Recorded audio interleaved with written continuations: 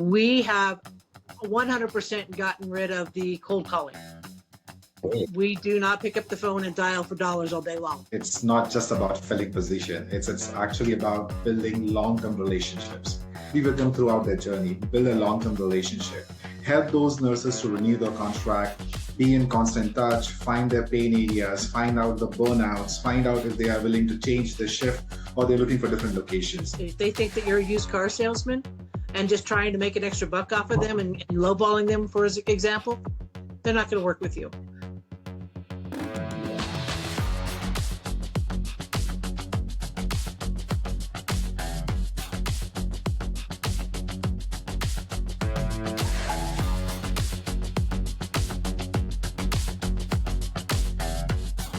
Hi, friends, and welcome to this episode of Now Hiring, the podcast about talent, staffing, and recruiting, brought to you by the good people at Siebel. I'm your host, Andy Weiss, Chief Marketing Officer at Siebel. This is a bonus episode of Now Hiring, recorded recently at Siebel Connect, where we invited several healthcare staffing leaders to share their insights with you on the challenges they currently face.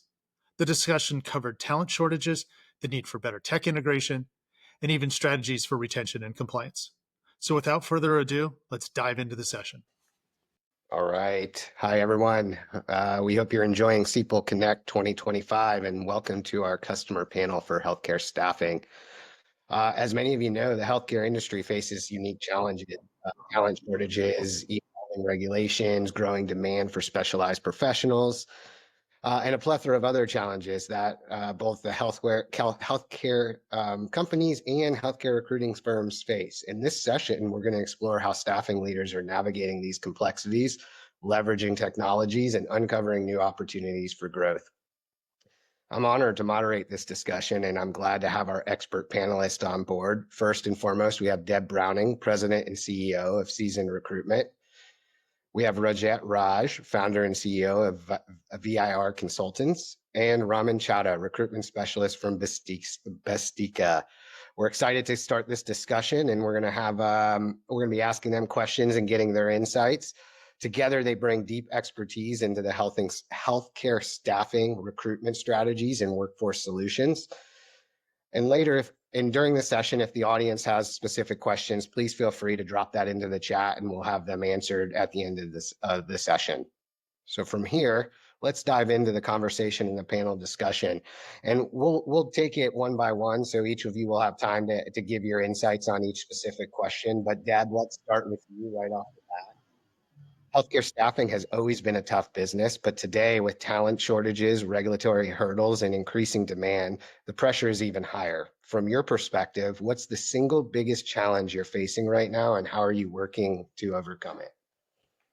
The biggest challenge that I am having right now is there are not enough healthcare workers to be able to come in and fill a lot of these shifts. What we're doing to overcome it is really just getting into the gig side of it and almost like a plug and play. So, we have them coming in, whether it be on the travel side or any type of contract, and then being able to plug and play them into different areas and helping keep everything staffed as much as possible while more people are going through the education to get their licenses and become a nurse or a doctor or a mental health professional. Very good. Yeah, understandable. Raman, I'd love to hear your perspective on this and how you're handling the challenges. Well, I agree with Deb. That's one challenge. But the other challenge is one, that shortage of staff. Second is you don't have good portals. You don't have portals like any other staffing industries, a lot number of portals where you can go out and reach out to this healthcare staff and, engage with them. I think this has been a pain area since 2020. I think we used to work on social media, then we moved to different platforms. And every year there is some new platform coming in, but we don't have much of good platform to source these nurses or travel nurses and engage with them. So that has been a pain area for us. Yeah, understood. So talent shortages and avenues to find this talent are definitely big, major blocks in the industry right now. Ranjit, we'd love to hear from you and if you have anything to add. And Ranjit, you're on mute right now. I'm really sorry. Yeah, no, Thank you, Greg. Thank you for giving me the opportunity. I think, I would agree to what Deb and Raman said. So talent shortage is definitely a pain area. Again, Raman also highlighted one of the biggest pain area, that the job boards. I think there is also a reason why people, I think, are not aware there are job boards, but I think those are very expensive, um, and that is another challenge. But I think we have seen other options. I mean, if the companies can actually start investing a little bit every month on databases, and there are several portals.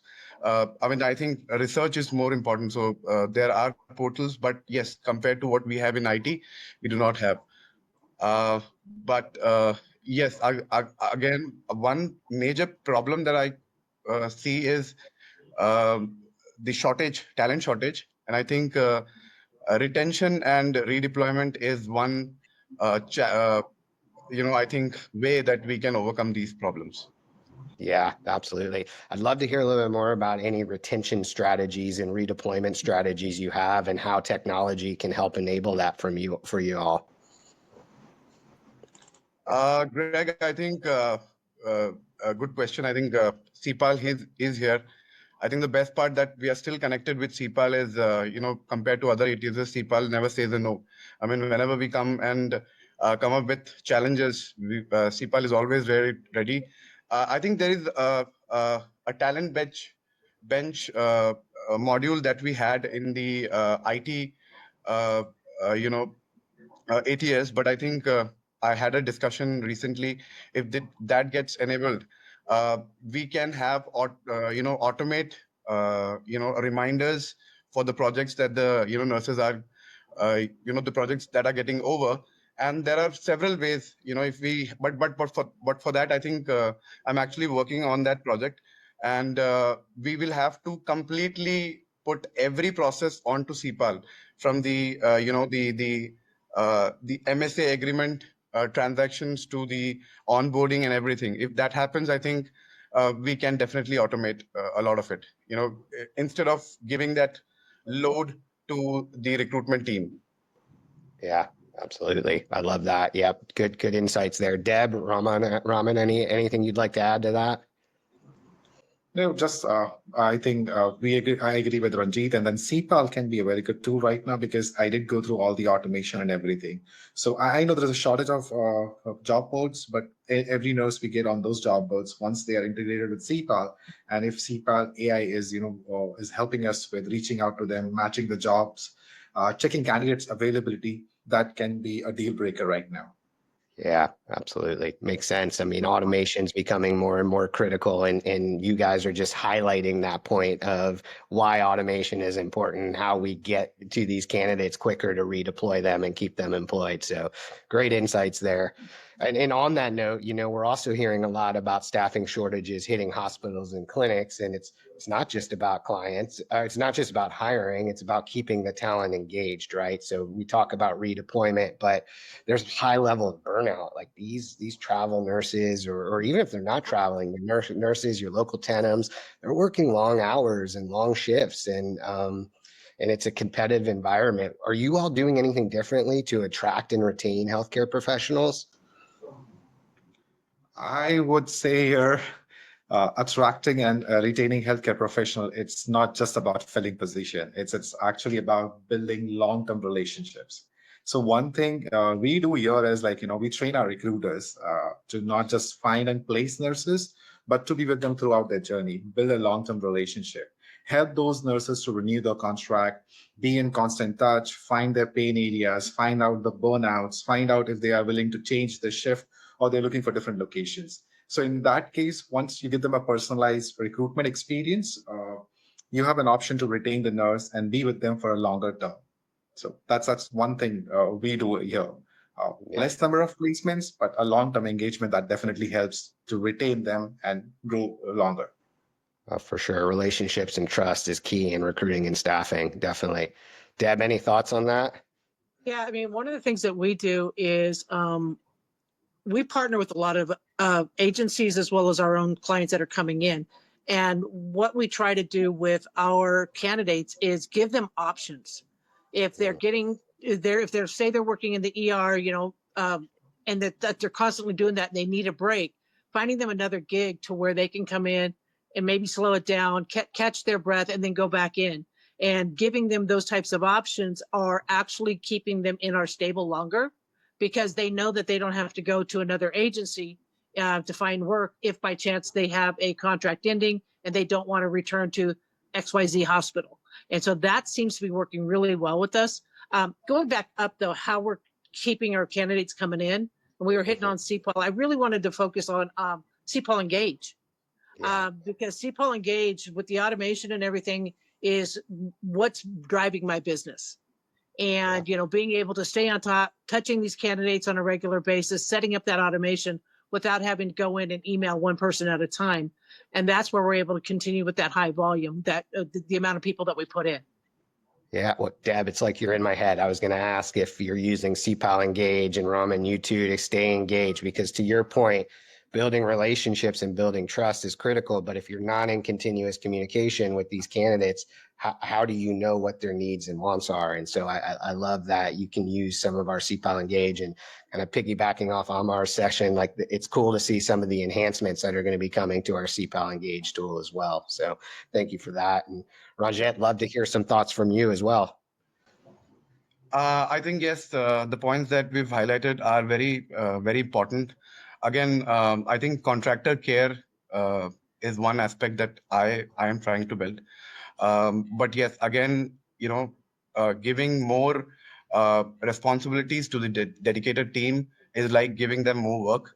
And I think these small notifications and, engagement, engagements that we can, definitely use CPAL and the engagement tools that we have in CPAL. There we have, we text messages, because I think we still have nurses, or candidates, I would say. If a recruiter is working on any position, if I think, if they have 50 to 100 candidates in any given point, I definitely feel the major problem is connecting with those candidates because of the time, the business hours that clashes with, the hours that majority of the nurses are working.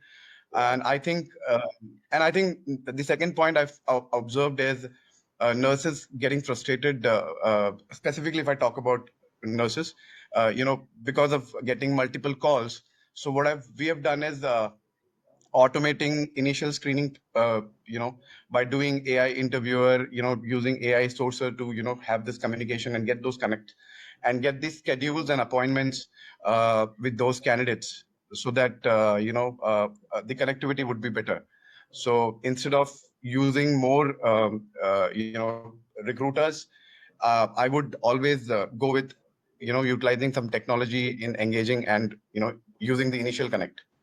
Yeah, and that's a perfect point. And I think that's what, we talk about when we talk about people-driven AI, right? Like it's not to replace the people that are doing the jobs, but the automation and the technology can enable your recruiters to focus on really what they need to be focused on. To Deb's point, using CPAL Engage to not only automate communication, but also automate processes within the tool, being able to use it to change statuses or put notes in the system. So your recruiters aren't bogged down with those tasks. They're building the relationships, they're building trust with their candidates, and they're engaging with them more consistently, which is going to lead to your guys' point, a happier candidate and one you can redeploy more frequently. So yeah, thank you for those insights. And now I'm going to move on, because technology is going to drive some of the other challenges I feel that we're facing within the healthcare industry. And those are some of the regulatory requirements. Hey everyone, I hope you're enjoying this episode. And if you like what we're doing here at Now Hiring, I invite you to check out our newsletter, also called Now Hiring. You can find registration for that at cpal.com. And now back to our episode. It's constantly evolving, and staying compliant is becoming more of a major challenge. How are you all streamlining the credentialing and compliance process without sacrificing accuracy or slowing down placements?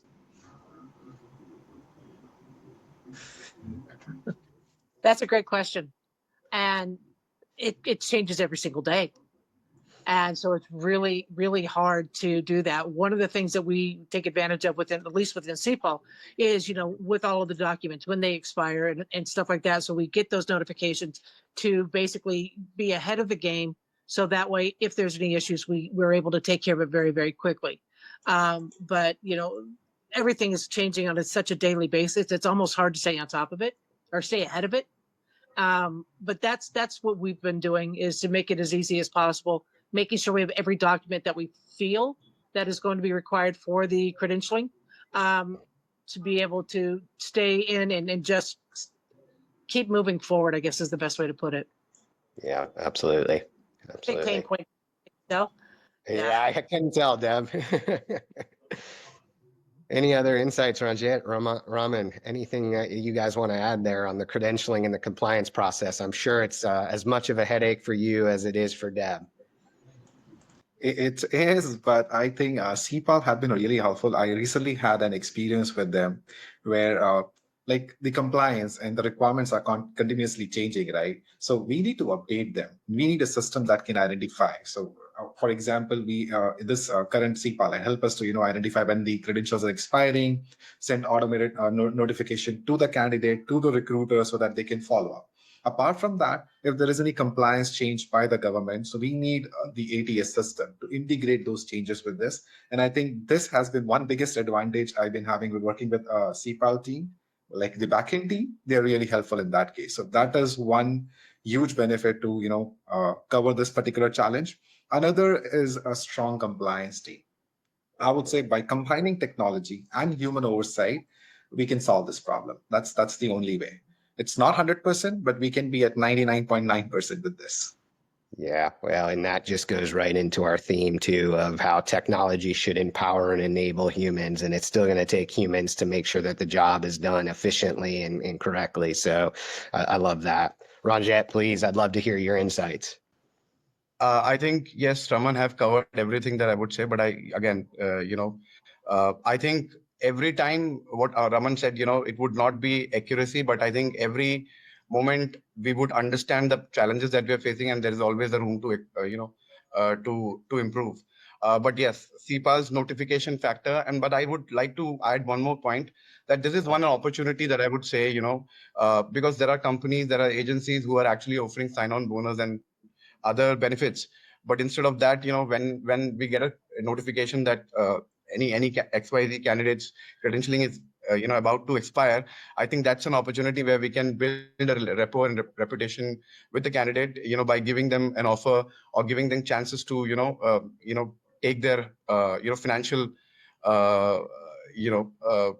give them some financial vouchers or something, some discounts where they can, we can take half of their expenses.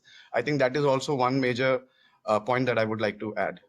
Yeah, that's a great incentive. That's a great way to use that as an opportunity. And, to add on to all of that too, I know CPAL and our back-end team, our engineering team is working hard to release a digital wallet that's going to make it much easier for your travel nurses to upload and store their documents, which I think is going to make everyone's life easier of not having to constantly resubmit. And so I'm really excited about that upgrade. And I think that's going to help add this. I know we're not going to always solve this. I know we're not going to solve this problem in its totality, but it's going to help aid to make it easier for you guys. So I'm excited about that. And as we talk about technology, obviously there's no shortage of promising technology that's going to revolutionize staffing, and it's going to change the game from AI-driven recruitment to automated credentialing, but not everyone delivers. It could be SQL, but any other technologies that have made a difference for your organization, where where do you see the biggest opportunity for innovation in this field right now? I would say that's AI-driven predictive analytics, not just automating the compliance, but even when the healthcare staffing is pretty different, right? So we need to understand when the nurse is available, when the project is available. So if this can be more AI driven, the productivity sorry, the analysis is really good. That can not just help us to find or match a job or match a candidate to a proper job, but can also help us to foresee what kind of staffing or prospects what we have in this particular client or particular facility. So that is one, like, biggest opportunity for me is AI driven predictive analytics. Yeah, that's a big one. Predictive analytics is going to be critical in the future. I've heard that a lot.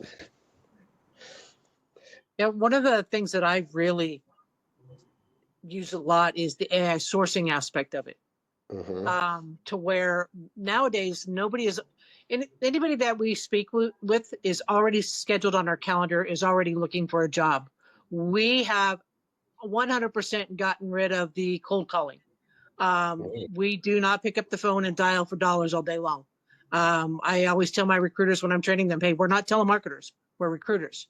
And so we're utilizing a lot of the AI sourcing, the automation from like CPO Engage, to where we're touching these candidates, email, text, if they're coming in and they give us consent, and doing the AI sourcing. And everybody that comes on our calendar is now somebody that is looking for an opportunity. It helps us do a screen to a submit very, very quickly, because we're telling them, hey, this is all the information we're going to need ahead of time. And so they're already ready to move to the next steps. And it's been amazing in that aspect. And then I use AI to write job postings and all things, contracts. So it makes my job a lot easier on the administrative side too. Yeah, it saves a lot of time. And when we're talking about the auto sourcing, where your recruiters can come in and people have already responded to a potential email that has already been sent out through CPL based on some of the auto sourcing capabilities within our tool. That's what you mean, Deb? Absolutely, yes. Yeah, that's great. Ranjit, I'd love to hear your final thoughts on this topic. Yes. So, Greg, I think I agree. I mean, AI Sourcer has always been a help. I think it has streamlined and it has helped not us, but actually the recruitment team. I think, but I would like to take about a process that we have implemented.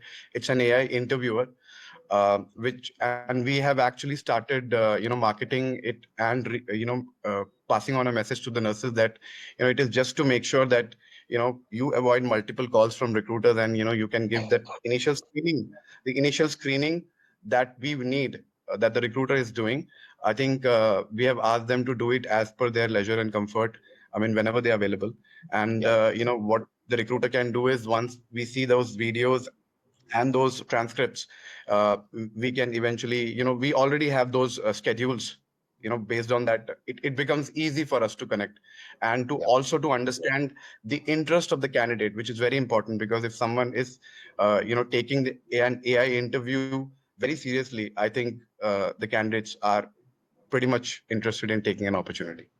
Yeah, that's great to hear. And another really good example of it's not AI to replace the recruiters, it's AI to enable the recruiters to be more focused on the candidates that are more interested and more serious in it. And I know these AI interviews technology is becoming more and more prevalent. We see it in every show that we go to. There's more and more of them being released, but I can being very valuable to your earlier point of how these nurses, they don't work regular shifts all the time, right? So they may be getting off at 4 a.m. in the morning. And so then they're maybe searching for their next opportunity in their job, and then they can at least start the process without having to wait on a recruiter to get into work. So another great example and great insights there. And obviously the other factor we have is rising labor costs, fluctuating bill rates, financial pressures, which make it difficult to maintain profitability without sacrificing quality. How are you guys navigating the financial challenges of the healthcare staffing industry while ensuring top tier patient care?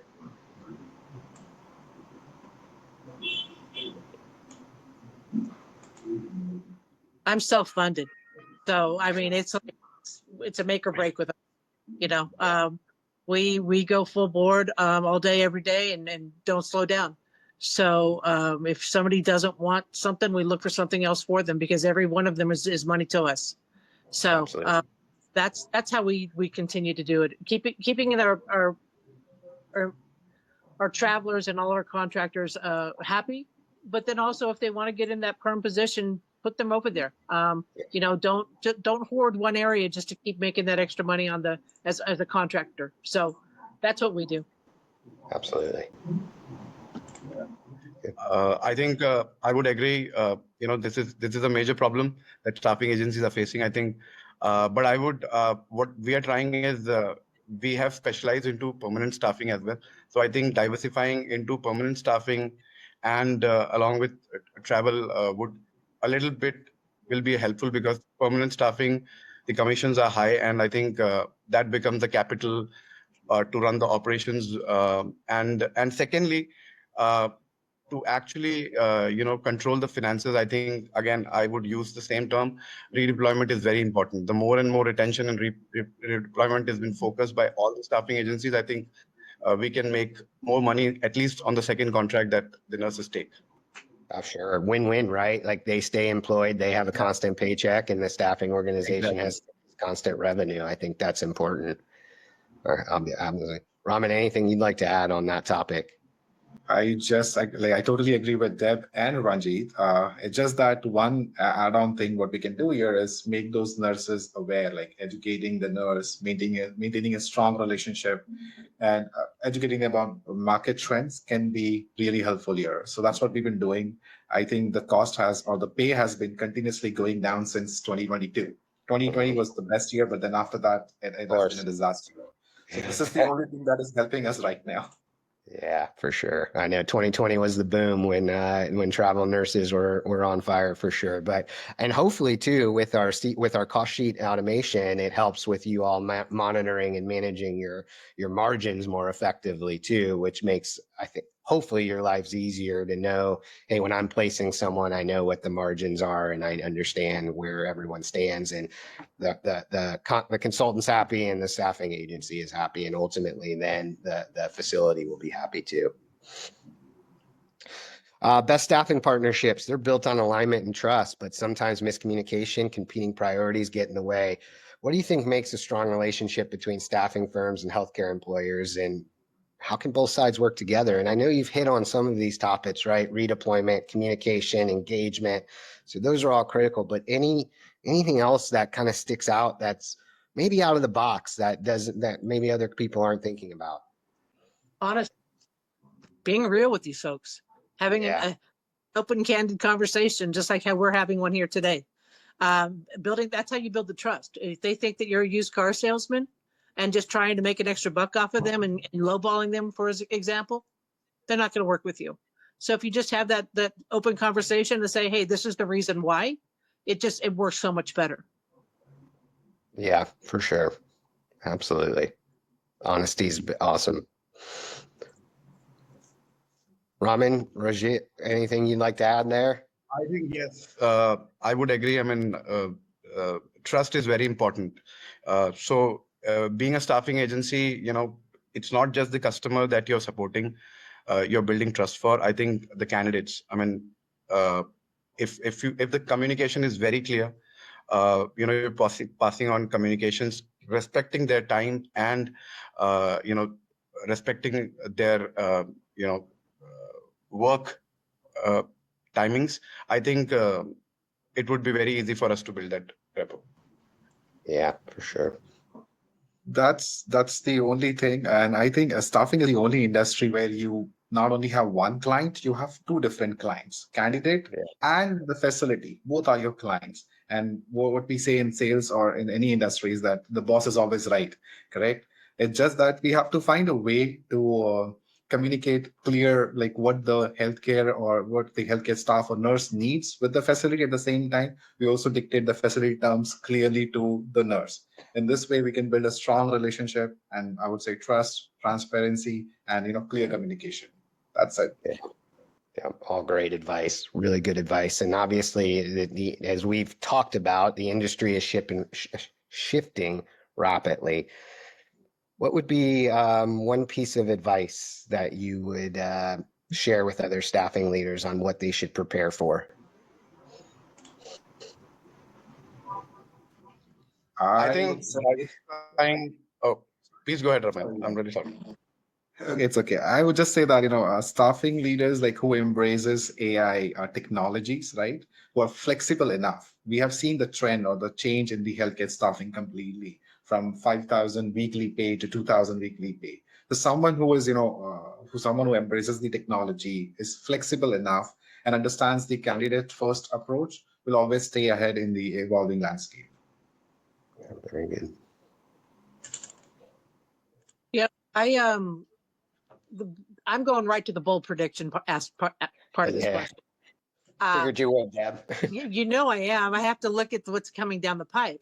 I've already seen that rise in telehealth. I am seeing more and more and more jobs coming in that I've never seen before, working remotely. What I'm expecting to see, I would say within the next 5 years, is honestly the smaller brick and mortar type of doctor's offices, clinics, and only seeing more of your standalone urgent cares, emergency rooms in your hospitals. And then everything is transitioning over to telehealth. And I'm seeing that already on my side with the growth, especially on the mental health side, and also advanced practitioners. My NPs and PAs are working from home more than they're working out of a clinic nowadays. And so that's what my bold prediction is going to be, is that we're going to be seeing more of our providers from our home than we will be going in and seeing them face to face. Oh, yeah. COVID has changed more than just the way we work. It's how we now Absolutely. engage with our healthcare professionals. And I used telehealth just 2 weeks ago, as a matter of fact. So it is definitely becoming more and more prevalent. Oh, Rajat, I know absolutely. you have something to Even now- add there. I say, oh, sorry. Go ahead, Deb. Yeah, Oh, you're fine. I said you can even get it on Amazon nowadays. I mean, it's like everywhere. you can. Yeah, So, absolutely. For sure. You can do everything out of the comfort of your own home these days. absolutely. Yeah. And Again, Rajat, yes. Yeah. So telehealth, I think this is another big change that is happening, and also there are other line of businesses under healthcare itself. I mean, a lot of people are not talking about allied health. Uh, we have challenges. We have to diversify there. There is. I think the facilities. I would say there are challenges at their end for physician recruitment. That's another big challenge. There are locums. So I think for staffing agencies, I think we have to be ready for the change. That's very important. Absolutely. That's a good insight there. And I know we're up on time, but we do have one question from the audience I want to get out there, and it's around sharing some insights on companies that are focusing on direct hire in healthcare. So I'm guessing the insights are, what are we seeing from a direct hire perspective? What are some of the advantages of focusing on direct hire? What are some of the challenges? And just not the nurses, any of the healthcare professionals. What I am seeing on the direct hire side is that the the facilities are utilizing multiple recruiters. So getting an exclusive is almost impossible nowadays. And that they're taking their time to hire. And so what I've done to combat that part is going back to where I have multiple opportunities for each candidate. And I personally let my clients know, hey, you're not the only company that they're interviewing with. Having that open communication, that is what's going to be the biggest part. But making sure that you have something for your candidates, because they're going to try and save a buck, especially right now with so many things being cut. It's best for you to make sure that you have more than one opportunity. And that's why I've partnered with a lot of agencies, and we do splits because of this reason, that we're able to keep all of our candidates in our stable, but able to make placements with them too. And, Yeah. and the clients are happier that way because they know that we're not going to play the game. Perfect, Deb. That was such good conversation that Sorry. we took no problem. We took the whole 30 minutes. I really appreciate your guys' time. Thank you, Deb, Ram, and Rajat. Your insights were invaluable, and it was great doing this with you. I loved listening to you guys. A big thank you to our special guests, Deb, Ranjit, and Raman. If you enjoyed this episode, please check out our Now Hiring newsletter for more industry insights and strategies. And until next time, we are Now Hiring.